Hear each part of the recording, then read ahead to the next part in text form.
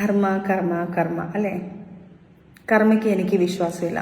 കർമ്മയ്ക്ക് വേണ്ടി സമയവും എനിക്കെടുക്കാൻ സമയമില്ല. കർമ്മ നോക്കി നിന്ന് കഴിഞ്ഞാൽ കർമ്മ വരട്ടെ, കർമ്മ ചെയ്യട്ടെ എന്ന് പറഞ്ഞ് നിന്ന് കഴിഞ്ഞാൽ വർഷങ്ങൾ നീണ്ടുപോകും. പലതും ഞാൻ കാണേണ്ടി ഗതിയിൽ വരും, പലതും ഞാൻ കേൾക്കേണ്ടി വരും. എനിക്കതിന് വേണ്ടി വെയിറ്റ് ചെയ്യാൻ വയ്യ. ഞാൻ ലീഗലി മൂവ് ചെയ്തിട്ടുണ്ട്. A to Z കാര്യങ്ങൾ വെച്ചിട്ടൊരു ഫയൽ ചെയ്ത് ഞാൻ മൂവ് ചെയ്തിട്ടുണ്ട്. എൻ്റെ കുഞ്ഞുങ്ങൾക്ക് വേണ്ടിയിട്ട് ഞാൻ പേടിച്ച് ജീവിച്ചിട്ടുണ്ട്. ഈ നിമിഷം വരെ, ഈ കുറച്ച് മുന്നേ വരെ ഞാൻ പേടിച്ച് തന്നെയാണ് ജീവിച്ചത്. ഇന്നാളെ വ്യക്തിയെ വെച്ച് ഫിറോസിനെ പേടിച്ച് പേടിച്ച് പേടിച്ച് പേടിച്ച് ഇവിടം വരെത്തി. എനിക്കിനി പേടിക്കാൻ വയ്യ. കാരണം എൻ്റെ ലൈഫിൽ എൻ്റെ കുഞ്ഞുങ്ങളെ ഓർത്ത്, എൻ്റെ വീട്ടുകാരെ ഓർത്ത് എല്ലാം വെച്ച് ഞാൻ ക്ഷമിച്ച് നാണക്കേടാണ് നമ്മളിത് സോഷ്യൽ മീഡിയയിലൂടെ ഇടുന്നോറും എൻ്റെ കുഞ്ഞിനിത് ബാധിക്കും എന്ന് പേടിച്ചിട്ട് മാത്രം, എൻ്റെ റോവലിന് അവൻ്റെ പപ്പയെ ഇഷ്ടമാണ്, ആ ഒരു കാര്യം ഓർത്ത് മാത്രം, എൻ്റെ കുഞ്ഞിന് ബാധിക്കരുതെന്ന് മാത്രം ഓർത്ത് മാത്രം ഞാനിതെല്ലാം വെളി പറയാതെ മിണ്ടാതെ ക്ഷമിച്ച് കയറും തോറും തലേ കയറി എന്നല്ല, അതിനപ്പുറം കയറി എന്നെ ചൊരിയാൻ നിൽക്കുക. ഇനി എനിക്ക് പറ്റില്ല. ഞാനതുകൊണ്ട് നിയമവശാൽ നിയമം പോലെ ഞാൻ ലീഗലി പോയേക്കുവാണ്. കാര്യങ്ങളെല്ലാം ലീഗലി പോയെങ്കിലും ഈ മീഡിയയിൽ നിൽക്കുന്ന ഒരാളായതുകൊണ്ട്, ഒരു സോഷ്യൽ മീഡിയയിലും അല്ലെങ്കിൽ നമ്മളൊരു ആക്ടർ ആയതുകൊണ്ടും എനിക്ക് നിങ്ങളുടെ മുന്നിൽ വന്ന് ഇപ്പം വിവാദം നടക്കുന്ന കാര്യങ്ങളായതുകൊണ്ട് എനിക്ക് നിങ്ങളുടെ മുന്നിലും ഇത് പറയണം. കാരണം നിങ്ങളാണ് എന്നെ വളർത്തി ഇത്രയും ആക്കിയത്.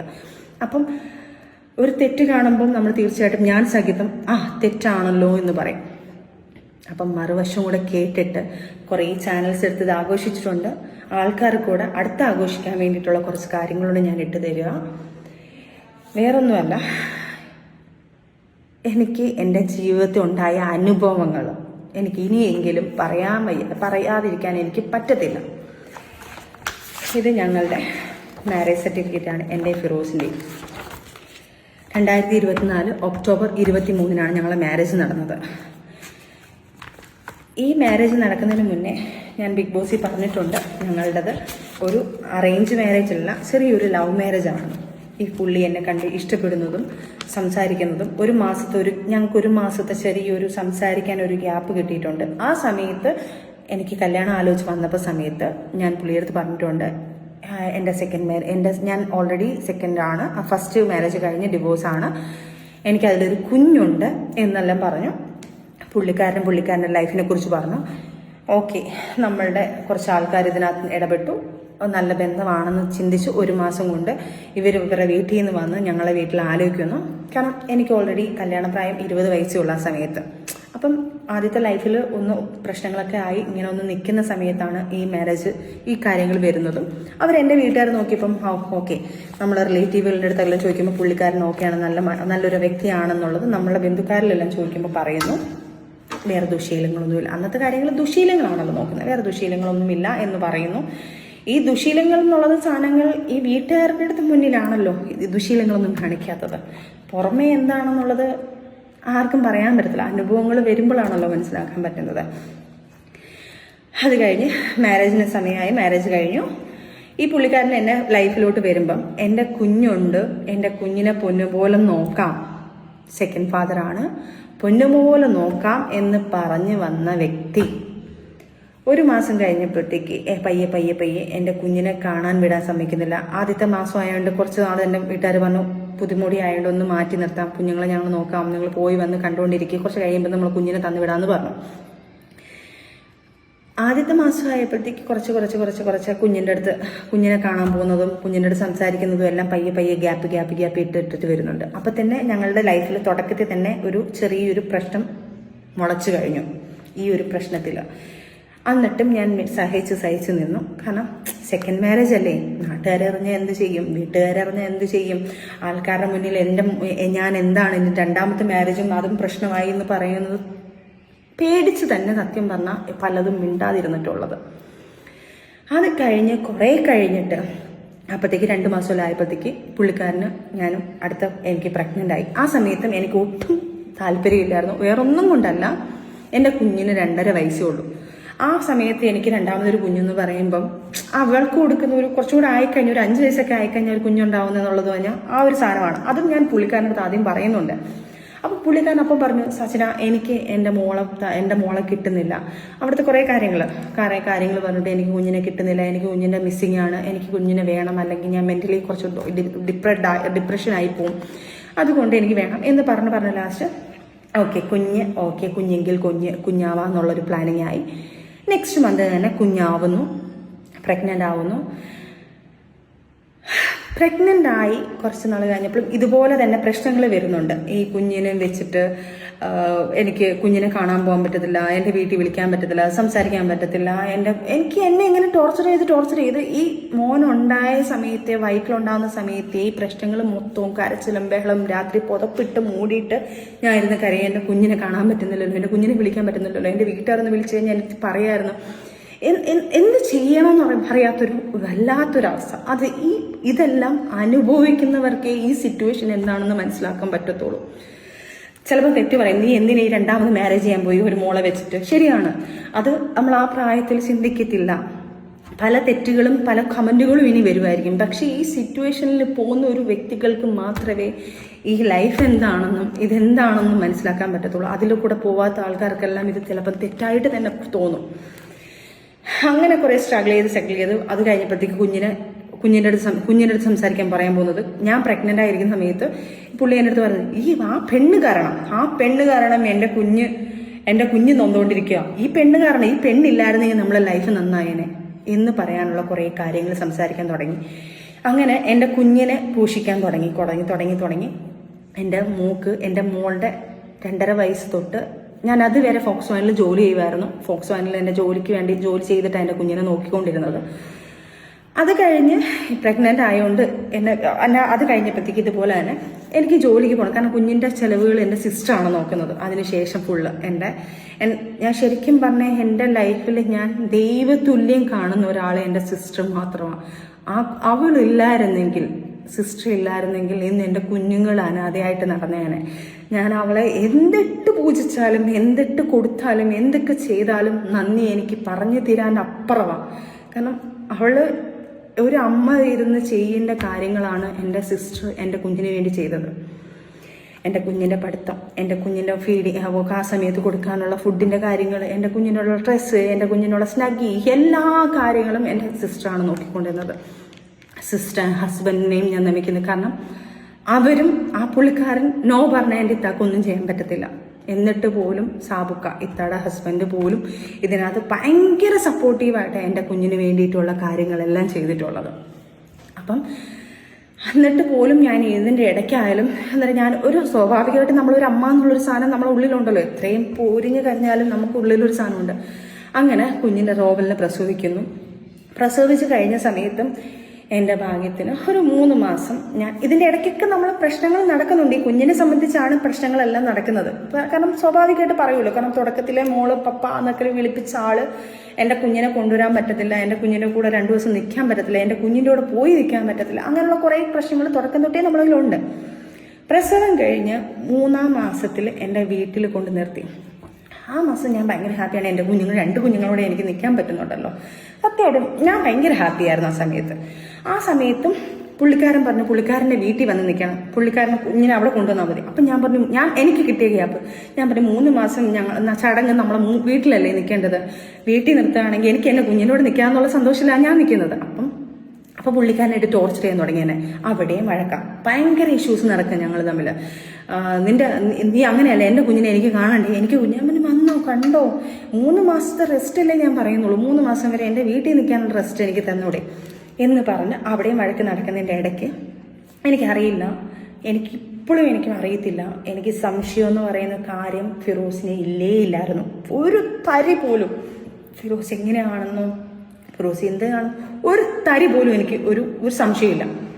അങ്ങനെ നിൽക്കുമ്പോഴാണ് ഫിറോസിൻ്റെ ഫോണിൽ എനിക്ക് രാത്രിയായപ്പോൾ ഒരു വെപ്രാളം പോലെ, ഒരു ശ്വാസം മുട്ടൽ പോലെ, എനിക്കറിയത്തില്ല അതെന്താണെന്ന് ആ സിറ്റുവേഷൻസ് അനുഭവിച്ചവർക്കറിയായിരിക്കും. ഒരു വെപ്രാളം പോലെ വന്നിട്ട് ഞാനൊരു 2 മണി സമയത്ത് ഞാൻ വെള്ളമൊക്കെ കുടിച്ചിട്ട് ഞാനൊന്ന് ചുമ്മാ പുള്ളിയെ വിളിക്കുക, കോൾ വെയിറ്റിങ്. അപ്പോഴേ കട്ട് ചെയ്തിട്ട് എന്നെ തിരിച്ചു വിളിച്ചു. പക്ഷെ ആരെ ഈ സമയത്ത് അപ്പം ഞാൻ ചോദിക്കുക, സ്വാഭാവികമായിട്ട് ഞാൻ ചോദിക്കുക, ആര് ഈ സമയത്ത്? അത് പുള്ളിയുടെ ഏതൊരു ഗൾഫിൽ നിന്നുള്ള കൂട്ടുകാരനാണെന്ന് പറഞ്ഞു. ഓക്കെ, എൻ്റെ മനസ്സിൽ ഒരു തരി പോലും പുള്ളിയെ സംശയമില്ല എനിക്ക്. ഞാൻ ഓക്കെ എന്ന് പറഞ്ഞു വെച്ചെങ്കിലും ഉള്ളിലൊരു പിടപ്പുണ്ട്. ആരായിരിക്കും, എന്തിനാ വിളിച്ചത്? ഒരു സംശയത്തിൻ്റെ എവിടെയെങ്കിലും ഒരു സാധനം ഇട്ടെങ്കിൽ എനിക്ക് അങ്ങനെ ഒരു സാധനം പറയാം. എനിക്ക് ആ സമയത്ത് അങ്ങനെ പോലും ഇല്ല. പക്ഷെ എന്തുകൊണ്ടാണെന്ന് എനിക്കറിയത്തില്ല, എനിക്ക് ഭയങ്കര ടെൻഷൻ കയറി. അത് ആ വിളിക്കുന്നത് എൻ്റെ പഴയ, ഞാൻ ടാബ് എന്ന് പറഞ്ഞൊരു സാധനം ഉണ്ടല്ലോ, ആ ടാബിനകത്ത് ഈ സിം ഇട്ടേക്കുന്നത്. അപ്പോൾ ആ ടാബ് ഓൾറെഡി ഞാൻ വർക്ക് ചെയ്തുകൊണ്ടിരുന്ന സമയത്ത് വർക്കിൻ്റെ എല്ലാ സാധനങ്ങളും അതിനകത്തായിരുന്നു. ഞാൻ ഫോക്സ് വാനിൽ CRM ആയിട്ട് വർക്ക് ചെയ്തിട്ടുണ്ടായിരുന്നു. ആ സമയത്തുള്ള എല്ലാ ഫയലും ഞാൻ എനിക്ക് ഫോണിൻ്റെ കാട്ടിലും ടാബിനെ കുറിച്ചാണ് ഏറ്റവും കൂടുതൽ അറിയാം. ആ ടാബാണ് എൻ്റെ ലൈഫിൽ എൻ്റെ വർക്കിൻ്റെ കാര്യങ്ങളെല്ലാം ചെയ്യുന്നത്. ആ ടാബിലാണ് ഫിറോസ് ഈ കോള് ചെയ്യുന്നത്. ഓക്കെ, രാവിലെ ആയപ്പം എനിക്കെന്തോ ഒരു പ്രശ്നം തോന്നി. ഞാൻ ചോദിച്ചു, ആരെയാണ് വിളിച്ചത്? അത് ഞാൻ തലേന്ന് പറഞ്ഞത് ദുബായിൽ നിന്നാണ്, അടുത്ത ദിവസം പറയുന്നത് ഖത്തറിൽ നിന്നാണ്, അല്ല ലണ്ടനിൽ നിന്നാണോ, അങ്ങനെ എന്തോ ഒരു സംഭവം. അത് മിസ്മാച്ച് ആയിട്ട് പറഞ്ഞു. അവിടെ എനിക്ക് സംശയം തോന്നി. ഞാൻ നേരെ അവരുടെ വീട്ടിൽ പോയി ടാബ് മേടിച്ച് ഞാൻ പറഞ്ഞു, എനിക്കെന്തോ സംശയം തോന്നുന്നു. അപ്പോൾ എൻ്റെ അടുത്ത് നിനക്ക് സംശയം, നീ എന്താ ഇങ്ങനെ കാണിക്കുന്നത്, നീ ഇങ്ങനെയൊക്കെ കാണിക്കുന്നുള്ളോ പറഞ്ഞിട്ട് പ്രശ്നം ഉണ്ടാക്കി. ഞാൻ ഈ ടാബും കൊണ്ട് റൂമിലോട്ട് കയറിയിട്ട് ഈ ഫുള്ള് റെക്കോർഡിങ് ഓൾറെഡി ഉള്ളതാണ് ഈ ഫോണിൽ. ഇതിനകത്ത് ഫുള്ള് റിക്കവറി ചെയ്ത് ഞാൻ എടുത്തു. ഈ ടാബിൻ്റെ കാര്യങ്ങളെല്ലാം എനിക്കറിയാമെന്നില്ലേ, റിക്കവറി ചെയ്തെടുത്ത് ഞാൻ ആ സമയത്തും ടൈമിൽ ഞാൻ പ്രാർത്ഥിക്കുന്നത്, റബ്ബേ ഒരിക്കലും ഇതെൻ്റെ തെറ്റിദ്ധാരണയായിരിക്കണേ, ഞാൻ കാണിക്കുന്ന പുള്ളി ഭയങ്കര പ്രശ്നം, വെളിയിൽ കിടന്ന് ബഹളം ഉണ്ടാക്കുന്നു, വാണ്ടാന്നെല്ലാം പറഞ്ഞ് ബഹളം ഉണ്ടാക്കുന്നുണ്ട്. അപ്പോഴും ഞാൻ പ്രാർത്ഥിക്കുന്നത് എൻ്റെ സംശയം മാത്രമായിരിക്കണേ റബ്ബേ, ഇതൊരിക്കലും തെറ്റ് കാണല്ലേ, ഇതിനകത്ത് ഒരു തെറ്റും കാണല്ലേ, പുള്ളി എന്നെ ഒരിക്കലും ചതിക്കല്ലേ എന്ന് പറഞ്ഞുകൊണ്ടാണ് ഞാൻ എൻ്റെ സംശയം തീർക്കാൻ വേണ്ടി മാത്രം, പുള്ളിയെ ഞാൻ തെറ്റുകാരനല്ലെന്നാക്കാൻ വേണ്ടിയിട്ട്, എൻ്റെ മനസ്സിനെ തൃപ്തിപ്പെടുത്താൻ വേണ്ടിയിട്ട് ചെയ്ത കാര്യം.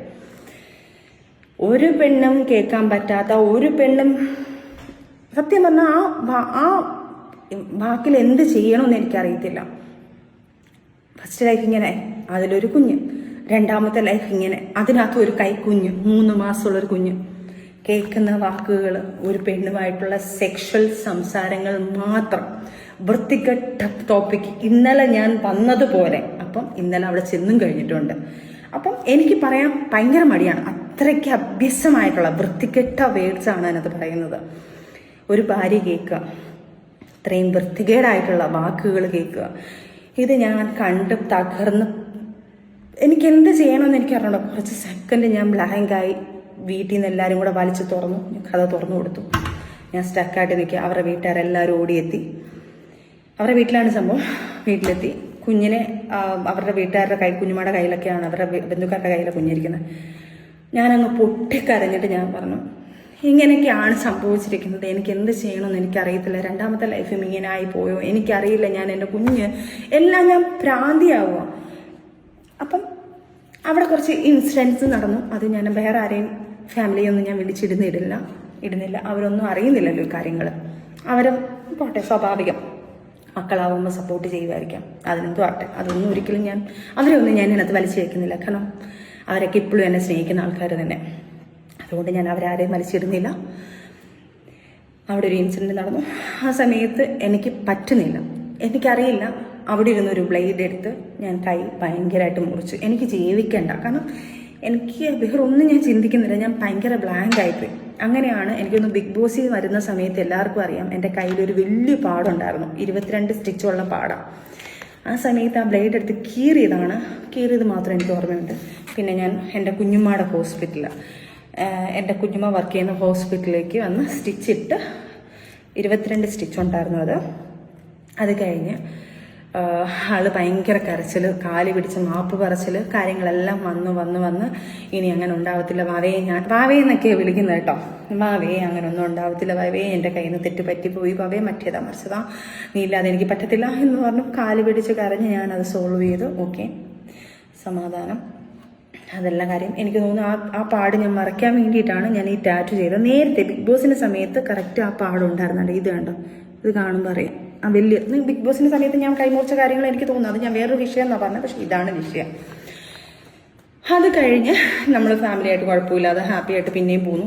6 മാസം കഴിഞ്ഞപ്പം എറണാകുളത്തോട്ട് നമ്മൾ ഷിഫ്റ്റ് ചെയ്യുന്നു. 6 മാസം കഴിഞ്ഞപ്പോഴത്തേക്ക് എറണാകുളത്ത് നിന്ന് വീണ്ടും വേറൊരു പെണ്ണിനെ വെച്ച് ഞാൻ പോക്കുക. ആ സമയത്ത് ആ പെണ്ണിനെ വിളിച്ച് ഞാൻ മെസ്സേജ് അയക്കുന്നു, ദയവ് ചെയ്ത് നിങ്ങൾ എന്നെ ചതിക്കരുത്, എന്റെ ജീവിതം ഇങ്ങനെ ആയിരിക്കും എന്നൊക്കെ പറഞ്ഞ് ഞാൻ ആ പെണ്ണിന്റെ കാല് പിടിച്ചു. ആ പെണ്ണ് കുറേ ഇയാളെ പ്രായി, ഇയാളെ മക്കളെ പ്രായി, അവള് പറയുന്നത് നിന്റെ കുടുംബം മൊത്തം നശിച്ചു പോകുന്നു പറഞ്ഞ് ഇയാളെ കുറേ പ്രായിയായിരുന്നു ആ പെൺകൊച്ച്.